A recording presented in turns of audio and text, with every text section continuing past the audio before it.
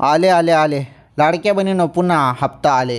तर आज प्रचंड लाडक्या बहिणी पुन्हा खुश. हो, सर्वात महत्त्वाची अपडेट, पुन्हा खुश, कारण लाडक्या बहिणींच्या खात्यामध्ये पुन्हा हप्ता.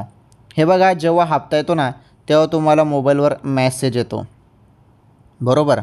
मोबाईलवर तुम्हाला मेसेज येतो आणि तुम्ही ज्या हप्त्याची आतुरतेने वाट बघत होते तो हप्ता म्हणजे तुमचा 21वा हप्ता.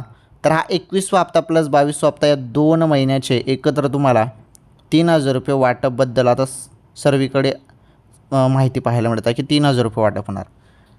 ठीक आहे, 2 महिन्याचे 3,000 रुपये आले तर खूप बरं होईल, कारण मागच्या वेळी सांगण्यात आलं होतं परंतु देण्यात आले नाहीत.